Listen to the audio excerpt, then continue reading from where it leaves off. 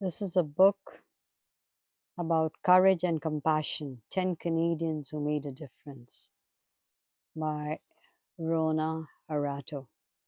So I'm going to read about Josiah Henson, champion for freedom.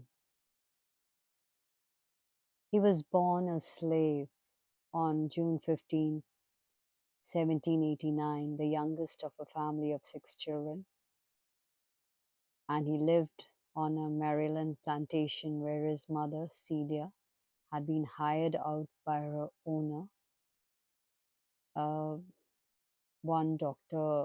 McPherson. Josiah's earliest memory was seeing his father carried into their cabin, his back stripped with bloody whip marks, more blood streaming from the spot where his ear had been cut off. His crime was trying to protect Celia from an attack by the plantation's white overseer. After the whipping, Josiah's father was sold, and Celia and the children were sent back to the plantation. When the doctor died 3 years later, his brother put the slaves up for sale. Josiah never forgot the horror of the slave auction, where he and his brothers and sisters were torn from their mother's arms. When Celia begged Riley, the man who had bought her, to at least buy Josiah too, Riley kicked and beat her until she crawled away in agony. See, these were the posters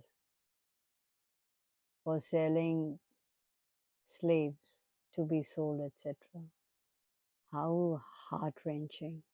So Josiah was bought by Rob, a tavern keeper. He was a cruel master who mistreated his slaves. Josiah was always hungry and cold and soon became seriously ill. So he thought Josiah was going to die, so he sold him to Riley.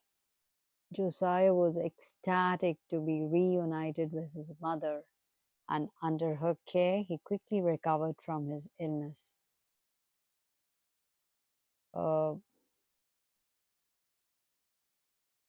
And Josiah grew up strong and healthy.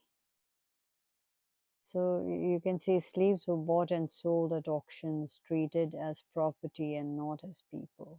You can see this.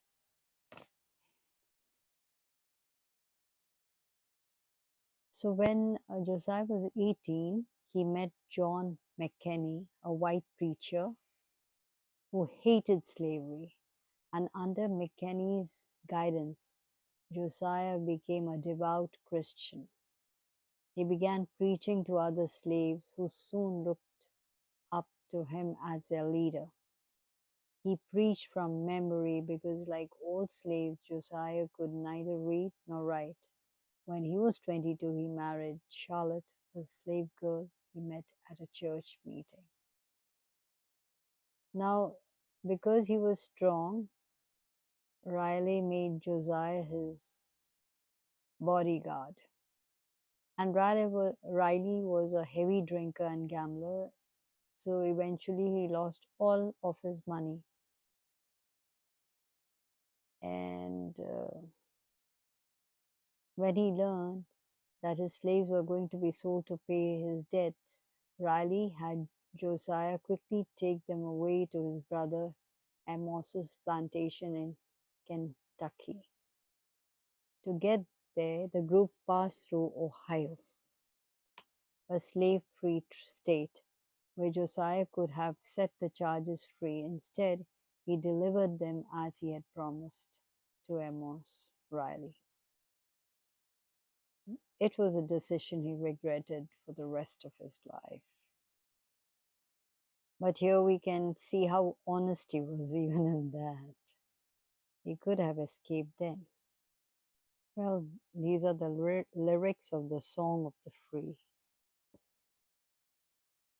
It used to be sung by slaves on the Underground Railroad, reminding them of the prospect of freedom not far away. So you can read that for yourselves. And in desperation, Josiah decided to make the dangerous escape to Canada, where slavery was illegal. To do this, he, Charlotte, and their 4 children relied on Josiah's friends in Ohio and the Underground Railroad, the network of abolitionists who helped escaping slaves traveling by night, exhausted, frightened, and hungry.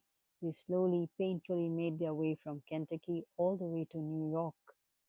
From there, on October 28, 1830, they crossed the Niagara River into Canada. On landing, Josiah jumped from the boat and kissed the ground, shouting, "I am free, I'm free."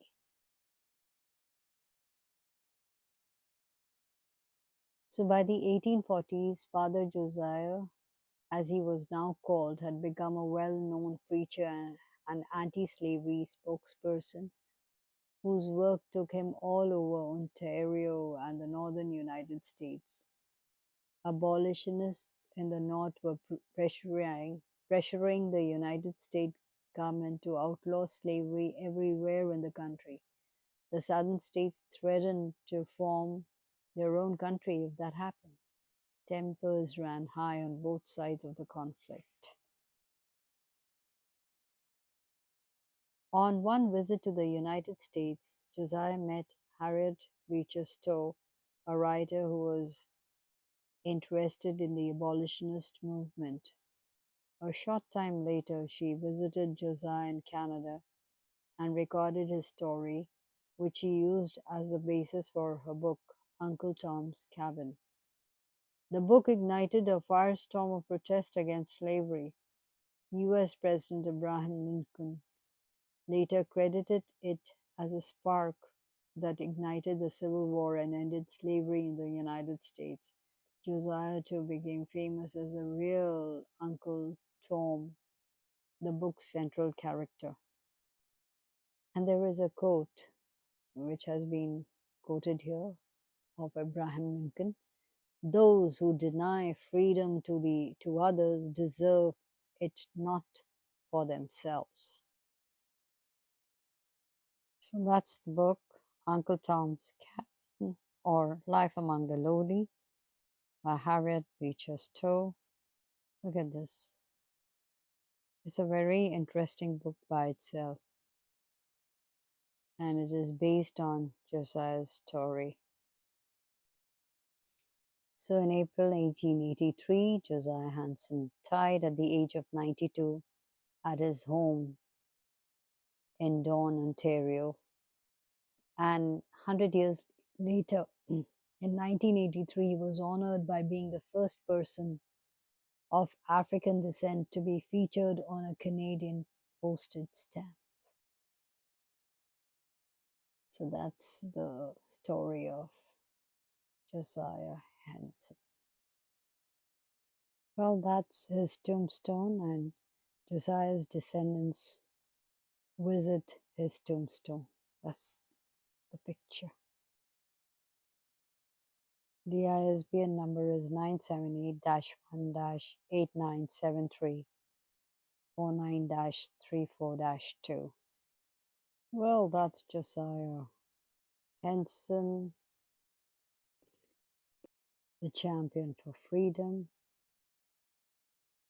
and he really knew what was to be a slave, and the whole thing is very poignant if you go through the book also by Harriet Beecher Stowe, Uncle Tom's Cabin.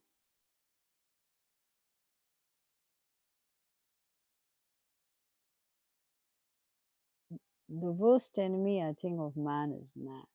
I don't know when will we really learn lessons and treat each other with respect. A human being is a human being, no matter what. I don't know how many years it'll take for people to realize this.